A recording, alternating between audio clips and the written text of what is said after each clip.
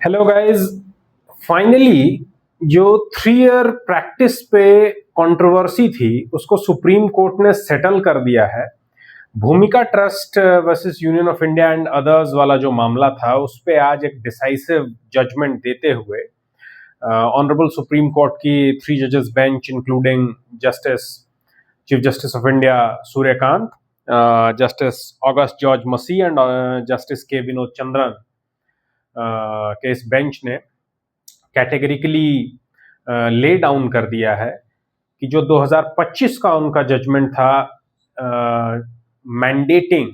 The 3 year practice for civil junior जजेस examinations, उसको वो रिव्यू करने के लिए तैयार नहीं है। उन्होंने at the core of this issue इसको कंसिडर किया कि जो भी नए जजेस बहाल किए जा रहे हैं उनका लीगल प्रोफेशन को समझना बहुत ही प्रोमिनेंट है फॉर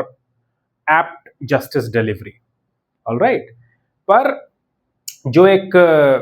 बहुत बड़ा कंट्रोवर्सी बना हुआ था कि जो ट्रांजिशन में स्टूडेंट्स हैं उनका क्या होगा, या फिर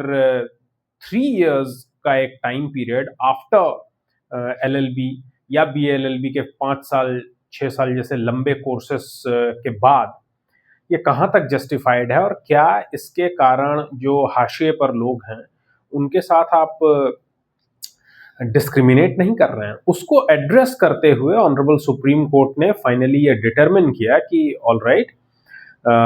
3 इयर्स का जो प्रैक्टिस रूल है उसको हम लोग थोड़ा डाइल्यूट करते हैं and let us make it 1 years of practice.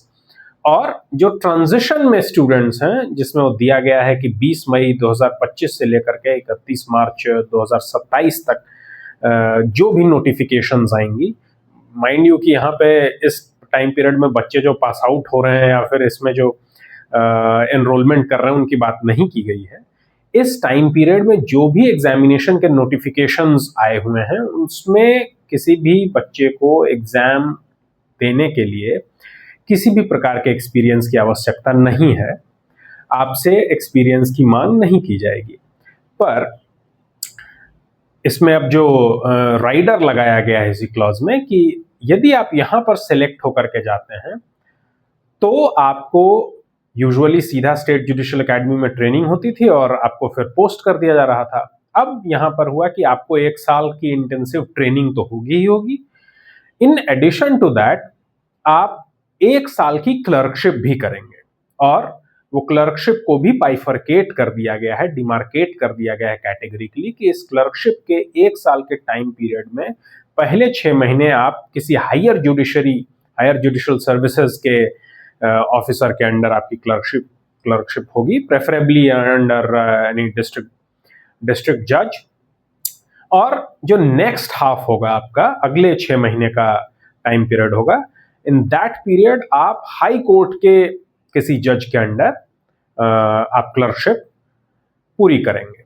और जो ये ट्रेनिंग का टाइम पीरियड है, इस ट्रेनिंग के टाइम पीरियड में आपके इमोल्यूमेंट्स जो होंगे, जो आपकी सैलरी होगी, जो आपके perks and benefits you get as a judicial services officer, वो आधी हो जाएगी, वो आधी ही आपको मिलेगी। और यहाँ से ट्रेनिंग और क्लर्कशिप को कंप्लीट करने के बाद जो आप जिन हाई कोर्ट के जज के अंडर आपने कंप्लीट कर रखा होगा, क्लर्कशिप की होगी, उनसे एक रिपोर्ट मांगी जाएगी। और उस रिपोर्ट में यदि वो आपको अप्रूव करते हैं, ठीक है, यदि वो आपको बताते हैं कि it's all right, this guy is eligible to become a जज, then and then only he आपको रेगुलर सर्विसेज में इंक्लूड किया जाएगा। ऑल राइट, तो this is the main gist of this judgment. अब इसके आसपास आप 50 तरह की चीजें देख सकते हो, पर मुख्य तौर पे जो परिवर्तन लाए गए हैं वो यही हैं। आप इसमें मूलभूत तौर पे पाएंगे, देख सकते हैं कि जो भी अभी आने वाली परीक्षाएं हैं, जैसे बिहार न्यायिक सेवाओं की वैकेंसी आ रखी थी, हालांकि अब तो रूल्स बदलने हैं और सुप्रीम कोर्ट ने सभी हाई कोर्ट्स को ये मैंडेट किया है कि आप अगले 3 महीनों के अंदर जो है रूल्स की फ्रेमिंग कर दीजिए। और अभी से लेकर के 31 मार्च तक अगर कोई भी वैकेंसी नोटिफाई की जाती है, 2027 तक कोई भी वैकेंसी नोटिफाई की जाती है, उसमें आपसे किसी भी प्रकार के एक्सपीरियंस की मांग नहीं की जाएगी। अब एक नया प्रश्न जो थोड़ा सा नया कहना शायद सही नहीं हो, पर एक प्रश्न जो बच जाता है वो ये कि जो 1 साल के प्रैक्टिस की बात की गई है वो एक्टिव प्रैक्टिस की बात की गई है। अब एक्टिव प्रैक्टिस क्या होगा, इस पे कोई कैटेगरिकल गाइडलाइंस नहीं दी गई हैं और ये बोला गया है कि कोर्ट इसमें डिसाइड करेगी कि एक्टिव प्रैक्टिस क्या है। और आमतौर पे आपके इस 1 साल के प्रैक्टिस को आंकने के लिए एक सर्टिफिकेट ऑफ प्रैक्टिस की जरूरत होगी और वो सर्टिफिकेट ऑफ प्रैक्टिस डिपेंड करेगा, मतलब इंश्योर मैंने सर्टिफिकेट ऑफ प्रैक्टिस तभी आपको दिया जाएगा जब आपका प्रेजेंस और पार्टिसिपेशन होगा इफेक्टिव जुडिशियल प्रोसीडिंग्स और उसके मैकेनिज्म्स में। अभी भी इसके डिटेल्स क्लियर नहीं है, पर जहां तक मेरी समझ है, मेरा मानना है कि आप बार एसोसिएशन से भी बनवा सकते हैं और जैसी अभी प्रक्रिया थी कि कोई एक सीनियर जुडिशियल ऑफिसर को एम्पावर कर दिया जा रहा था and they were making the certificates, उसी तरीके के नियम कायदे को फॉलो किया जाएगा और उसी हिसाब से आपको सर्टिफिकेट बना दिए जाएंगे। तो let us not get too technical, ये बहुत ज्यादा हाइपर टेक्निकल होने की जरूरत नहीं है, 3 महीनों के अंदर सारे रूल्स आ जाएंगे।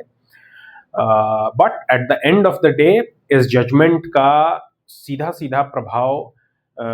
सभी बच्चों के ऊपर है। और अभी जितने भी लॉ ग्रेजुएट्स थे, जितने भी पास आउट लड़के थे रिसेंट के, हताश और निराश बैठे थे, उन सभी लोगों के लिए ये एक गोल्डन अपॉर्चुनिटी है। लगभग सारे राज्यों की वैकेंसीज अभी अटकी पड़ी थी। इस क्लैरिटी के साथ जैसे ही रूल बन के तैयार होगा, multiple vacancies back to back आएंगी। आप सभी लोग इसके लिए तैयार रहें, आने वाले 6 महीनों के अंदर मल्टीपल वैकेंसीज आपको देखने को मिल सकती हैं। तो ऐसे में आप सभी लोग अभी से तैयारी में लग जाएं और जैसे ही वैकेंसी आती है, यूटिलाइज दिस अपॉर्चुनिटी और बहुत ही अच्छे तरीके से इसमें परफॉर्म करने का प्रयास करें। Thank you.